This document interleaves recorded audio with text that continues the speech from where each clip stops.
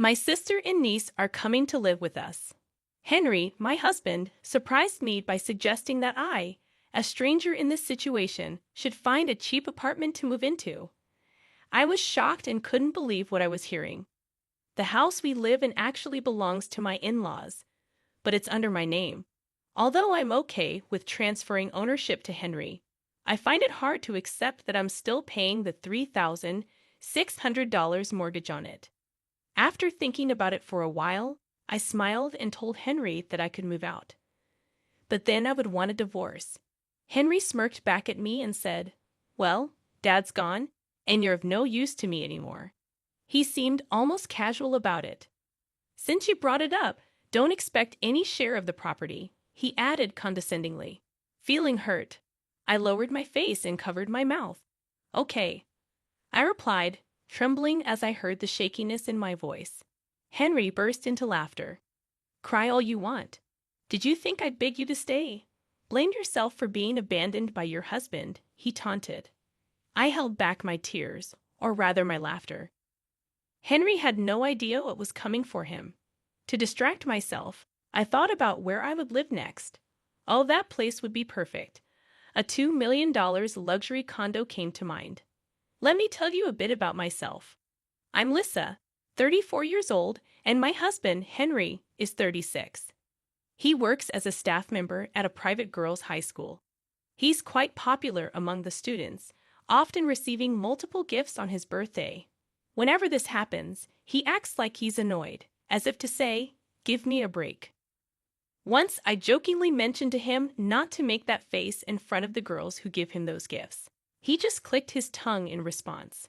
"But why do they give them to me, even though I wear a wedding ring?" he asked. "It's nice to receive gifts from them," I reminisced, recalling my own high school days when I had a crush on a teacher who was 10 years older than me. Henry often warns about workplace scandals spreading viciously. Thankfully, despite the attention from young students, I never worried about him crossing the line. His earnestness probably comes from his father, who was also a teacher.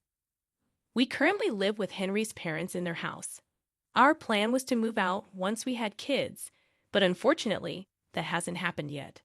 I also work part-time, but we don't have much savings beyond what Henry brings in. Living with my in-laws is comfortable, and they're very kind to me. My main concern right now is my father-in-law's declining health. He's struggling to walk and can't enjoy his walks like he used to, so we bought a wheelchair to help him get out more. I switched to a morning shift at a bakery to spend afternoons with my in-laws. I don't have my own parents anymore, so I treasure my in-laws like they're my own. My parents left me some inheritance, but I still wish they were here. Henry has an older sister named Kelly, several years older than him. Kelly's husband works for a major company, and they have a 17-year-old daughter named Rachel. Henry and I got married a decade ago. Back then, Kelly, who was already working, often left Rachel with our parents. I've always been close to Rachel. She adores me like a real sister. Even though Rachel doesn't need to stay with us anymore, we still keep in touch regularly. On the other hand, Kelly and I never really got along. The first time I met her parents, Kelly's first comment to me was, "I thought he would choose someone cuter," and she laughed.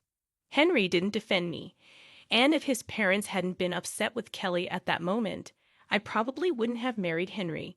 I don't judge people solely by their looks. What's inside matters to me for marriage. Henry later said he valued what was inside, trying to make amends, but it didn't resonate with me.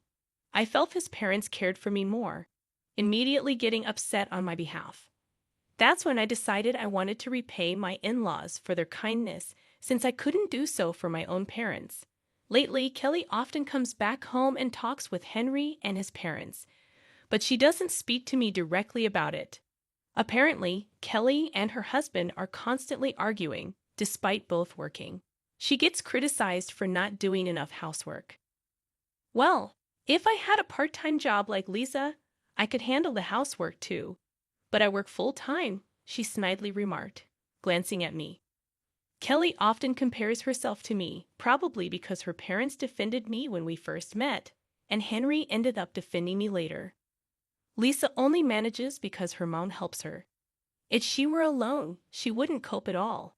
Henry chimed in, laughing.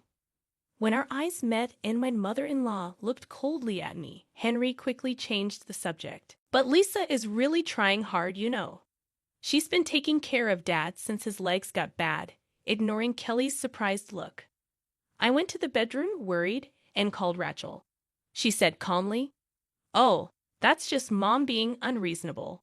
She could do household chores while Rachel was at school, but for some reason, she didn't. From what Rachel said, it didn't seem like she was being unfairly scolded. Henry generally sides with Kelly. Kelly is competitive with me, and it seems like Henry is competitive with his brother-in-law, who works at a prestigious company. But in my opinion, Henry is clearly losing. His brother-in-law contributes much more financially to his family. It's not about earning less. It's about how much of their salary they spend on their family. I don't know the exact details of Henry's income, and he doesn't seem to know or care about how much money I have or earn from my part-time job. I just wish he would contribute enough to live comfortably within his means. I don't even know what he does with the rest of his salary. Sometimes he comes home late, saying he's out with colleagues. Whether that's true or not, I don't know. But Henry, who dislikes being the subject of students' rumors, wouldn't cheat. At least, that's what I believed. Henry contributes $2,000 to the household. Normally, this would barely be enough to live on. This alone could be a reason for constant fights or even divorce. It's my family's house, so we don't need rent, right? But really, $2,000 is a bit. I suggested asking his parents to contribute to the living expenses. "It's not about that," he replied, seeming to not understand what I was trying to say. I wasn't asking him to support all three of us alone, but his words and attitude showed a lack of responsibility towards the family. "You can say such things after you have kids, like Kelly," he added, knowing it would hurt me. That's when I realized that my husband could care for his sister, but not his wife. Meanwhile, my father-in-law's legs were getting worse, and our house, surrounded by slopes, wasn't suitable for wheelchair use. "Why don't we move?" I proposed to my in-laws when Henry wasn't around. "We can use the money from selling this house, and I'll pay the remaining loan." My in-laws exchanged glances that said, "You shouldn't have to bear such costs. You're already contributing more to the living expenses than Henry, aren't you?" My mother-in-law said apologetically. "It's okay," I assured her. "I have an inheritance from my parents. Using it for you would make them happy. By then, I may have lost almost all my love for Henry." Despite my growing concerns, I still liked my in-laws and wanted to continue living with them. We spoke to Henry, and we all agreed to move to a new house that we remodeled for accessibility. We installed handrails to make it easier for my father-in-law to get around. The new house is much more comfortable for him. In the old house, even going to the bathroom was difficult, but now he can move around safely. Initially, my in-laws were hesitant, but they agreed when I made one condition: to keep the new house in my name without telling Henry. They also didn't want Henry to know about my inheritance. "If Henry learns about your money, he'll rely on you even more." "We can't allow that," my father-in-law said, trying to protect me from Henry relying on my parents' inheritance. His concern touched me deeply. "I wish I was healthier and not such a burden," my father-in-law apologized. "It's not a burden at all. I look forward to our daily walks," I reassured him, which brought a warm smile to his face. My father-in-law had lost his appetite and weight since he couldn't walk much. I hoped the new environment would help him regain his health. I truly wished for it from the bottom of my heart. During the visit, Kelly exclaimed, "Wow, what a beautiful house," as she walked around without restraint. She tapped on the handrails and commented, "But these handrails are in the way. They ruin the look." "I think my father-in-law's safety is more important than how it looks," I replied. She didn't like my response and just snorted, saying nothing more. "We always keep the toilet seat up to make it easier for my father-in-law. Despite explaining this to Kelly, she keeps closing it. No matter how many times I explained, she wouldn't stop." Once I heard a loud crash from the bathroom. My father-in-law had fallen while trying to open the seat. "I've told you not to close it." I said sternly to Kelly while helping him up. I couldn't forgive her this time, even as she was my sister-in-law.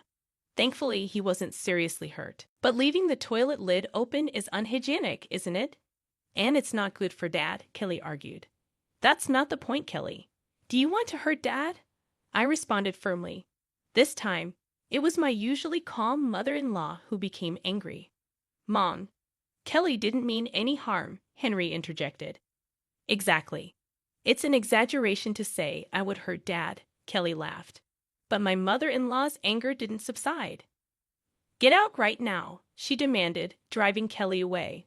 For a while, we could live in peace, but my relief was short-lived. Soon after, we discovered that my father-in-law had cancer. It had already spread throughout his body by the time it was found, and there was nothing we could do. He passed away just 6 months later. After the funeral, I overheard a shocking conversation from the living room. Now that Dad's gone, this house will be yours, right? Henry speculated. I wonder. Maybe it's left to Mom when mother-in-law's face tensed up. But it's good he didn't suffer long. Caring for him would have been hard, right? Henry added callously. Well, yeah, but we have a handy housekeeper here, he continued, which shocked me. I quickly grabbed my mother-in-law's wrist as she moved to open the living room door, shaking my head to signal her not to show her anger.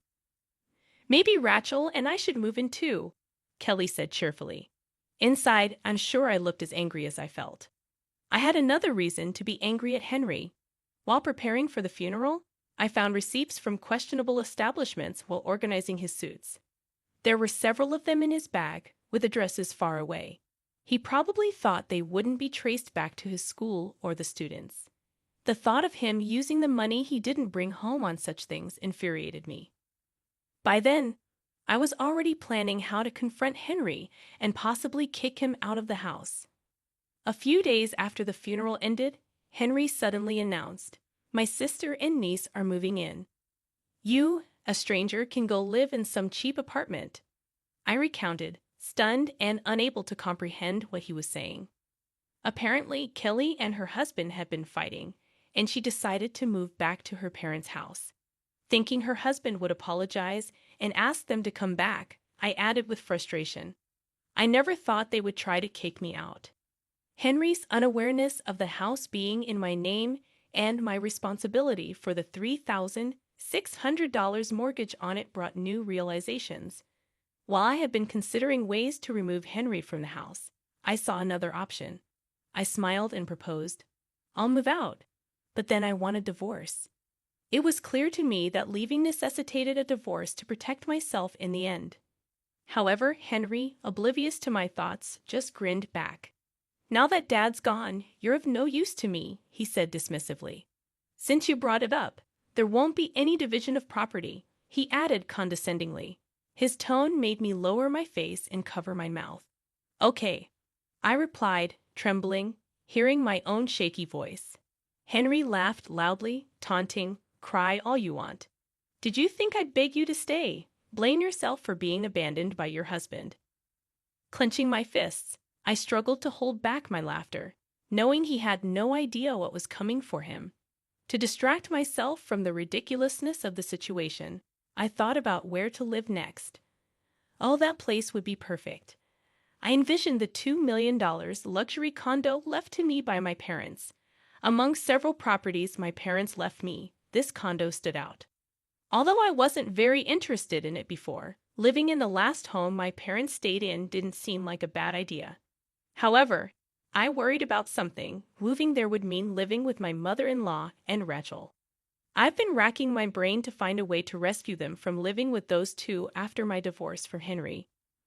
When I leave after divorcing Henry, I'll go to a facility. My mother-in-law announced to Henry and Kelly. Hearing about my decision to leave, Kelly reacted, Why? Kelly's coming back to live here. Her words left me puzzled, considering she previously expressed that it was good her father passed away. However, at that moment, a plan came to my mind. Whispering to my mother-in-law to ensure the others didn't hear, I conveyed my idea. If they won't let me leave, getting kicked out is the next best thing. As a result, I ended up staying in the house for a while, with divorce as a condition, sharing a room with my mother-in-law until I found a new place to move. We executed our plan when Kelly and Rachel moved in. During dinner, my mother-in-law said, "Hey, there's no dinner for Dad," causing the other three to freeze in shock. "What? What are you talking about?" "Dad passed away," Henry exclaimed, shocked. Kelly got angry, and Rachel looked worriedly at my mother-in-law. It was challenging to keep Rachel in the dark about our intentions. It was necessary to not raise suspicion. "How can you say such things? Apologize to Dad. It's bad luck to talk like that, right, Dad?" My mother-in-law spoke to the empty chair where my father-in-law used to sit. I prepared a meal for him too, maintaining the charade. She continued to behave as if my father-in-law was still there. "If you close the toilet lid, Dad will be troubled," my mother-in-law said, aimed at punishing Kelly and Henry for their previous behavior toward my late father-in-law. I also wanted to see if they would take responsibility for taking care of my mother-in-law. Kelly roughly grabbed her hand and took her to his portrait. "Where's Dad?" "He's gone.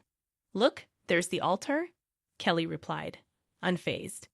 My mother-in-law sat down opposite the altar. "He's right here," she said, her gaze toward the altar. "Beyond all your horrible words and actions, Dad is watching. Always," my mother-in-law said in a calm, cold voice. Kelly looked horrified and cried, "Stop it," before leaving the room. As expected, Kelly was the first to crack. "Mom's gone, silly, but the doctor says there's nothing wrong with her, right?" Henry whispered. "Yes, she acts completely normal in public and in front of the neighbors. It's driving me crazy," Kelly replied. "But we still have the mortgage to pay, and without Mom's pension," they whispered in the living room, unaware that I was listening while doing the dishes. "Finding a facility won't be easy, and it's expensive," Kelly said. "Can you afford it?" Henry asked. "Of course not." "I have to pay Rachel's college tuition until she graduates," Kelly replied. It seemed they were more concerned about the mortgage and money than about my mother-in-law. I turned off the tap and interrupted their conversation. "I found a new home. I can take Mom with me until we find a good facility," I announced. They looked at each other in surprise. "And about the mortgage?" "I've been the one paying it," I continued. "What? Really?" Henry mumbled to himself. "The part-time income minus living expenses. That's the amount that can be paid," I said, pretending not to hear. I smiled at Henry. "If Mom and I leave, I'll transfer the ownership and mortgage payments to you, okay?" "Okay," he simply replied. I felt relieved that I could protect my mother-in-law. But then a new problem, or rather, a convenient situation, arose. Rachel returned home from high school and approached me with a serious look for a consultation. She suspected Kelly might be having an affair. Apparently, one of Rachel's friends saw Kelly walking arm in arm with a man in a suit at night, someone different from her husband. The friend who knew Rachel's dad confided in Rachel that it was definitely not her father. On further inquiry, I learned these sightings happened while Rachel was at school. Kelly's neglect of household responsibilities wasn't because she was a mother or working. It was due to her affairs during the hours Rachel was away. I assured Rachel to leave this matter to me and made her promise not to tell anyone. Then I quickly hired a private investigator to look into Kelly's infidelity. Maybe Kelly felt relaxed since she was separated from her husband, or perhaps she was contemplating divorce as well. Kelly's guard slipped too soon. They were still legally married. The evidence gathered by the investigator confirmed her affair, leading her husband to initiate divorce proceedings. Rachel was to live with her father, and Kelly faced demands for child support. Relieved, my mother-in-law and I left the family home and moved into the $2 million condo. One peaceful evening, the doorbell rang unexpectedly. When I checked, Henry and Kelly were there. "What do you want?" I asked, feigning ignorance. "You're not answering your phone," Henry retorted angrily. "I'll be right out," I told my worried mother-in-law, not intending to let them into the house or even past the automatic doors. I thought I'd let them off the hook if they had stayed quiet. Sighing, I went out to the entrance hall. "Let's not talk here," I suggested and drove us to a nearby cafe. In the car, Henry kept asking, "How can you afford to live in such a fancy condo?" "It was left to me by my parents. I had been renting it out until now," I replied. "Why didn't you tell me something so important?" Henry demanded. I felt a twitch in my temple. Why should I? I'd always contributed my share for living expenses, and this property doesn't fall under property division after all. At the cafe, their real concern turned out to be the mortgage of the family home. "Why is it so high? $3,600 a month." Henry fumed in a raised voice, barely containing his desire to yell. I sipped my coffee slowly and then smiled. "That's the value of living in such a house, isn't it? Don't joke around." Henry slammed the table, drawing attention. Kelly intervened, trying to calm him down. "But Lisa, you should have mentioned such a high mortgage." Their desperation almost made me laugh, seeing no sign of gratitude for all the months I had been paying that amount. "You never asked, and you pretty much left the whole name change process to me, didn't you?" I hinted at their unfairness. But then again, it was understandable. Kelly was facing demands for child support from Rachel's father, and she had also quit her job after the affair became known at work. As far as I was concerned, it was all self-inflicted. I turned to Kelly and said with a smile, "Tough situation, huh?" "What do you mean?" Kelly looked at Henry, feeling her gaze. He mumbled, "Well, it's not like that." "Oh, right. We've only been out of the house for a few days." I realized she hadn't caught on yet. Henry warned me in a low voice, "Don't say unnecessary things." "What do you mean?" Kelly's eyes turned to me, demanding an explanation. I shrugged and pulled out several papers from my bag. "He only puts in $2,000 and spends the rest at places like these," I said, laying out dubious receipts on the table. "What is this?" "You've been going to these kinds of places." Kelly expressed her disgust and outrage, reading the names of the establishments aloud. "You're an idiot. That's disgusting." Kelly's outburst, after tossing away the receipts, seemed to hit a nerve with Henry. "What are you talking about? You're the one who's disgraceful, having an affair with a colleague." Their ugly spat unfolded right before me, making me want to tell them they were both equally to blame. As they argued, I quietly observed, sipping my coffee. Judging that a complaint from the cafe might be imminent, I spoke to Henry. "Oh, right. Sorry about that," I said, prompting him to stop arguing with Kelly. There was a sense of alertness in his tone, recognizing that he should be cautious. "What?" he asked, sounding probing. "I forgot to mention there's a popular recreation center near this cafe," I replied. "Huh?" They both looked at me puzzled, not grasping my point yet. "Many students hang out here after school," I whispered to Henry, leaning in. "See familiar uniforms everywhere. I wonder how many of them are here." Suddenly, Henry stood up with a loud noise, noticing the gazes of the girls around us. I could hear their giggling. My choice of this cafe had finally sunk in for him. "Just so you know, I didn't raise my voice," I said calmly, standing. Henry looked down, trembling. His hand on the table was clenched so tightly it turned white. "Thanks for embarrassing yourself. School tomorrow should be interesting," I added, grinning at him. He collapsed to the floor in defeat. Eventually, the family home was put up for sale, and Henry and Kelly moved to an old small apartment. Kelly struggled to find a new job, and Henry resigned from the girls' school. Apparently, there were complaints from parents about inappropriate staff members. Even if the phone call hadn't come, Henry would have likely resigned, but the call spread the rumors even further. The reason I knew about this was that one of Rachel's friends attended the school where Henry worked and shared the news. As Henry feared, the story spread wildly. Hearing this from Rachel, my mother-in-law shook her head in disgust, and I couldn't help but laugh. Once Henry and Kelly came begging for help, relying on my inheritance and my mother-in-law's pension. They apologized profusely, but I quickly sent them away, saying there was no need for apologies. Now I continue to live with my mother-in-law, and Rachel often visits our condo. She loves the view from the windows as much as I do. We spend our days looking out at the vast sky my parents once admired. With the curtains wide open, we enjoy our meals feeling on top of the world. I cherish this life, hoping to show the filial piety to my mother-in-law that I couldn't show to my parents.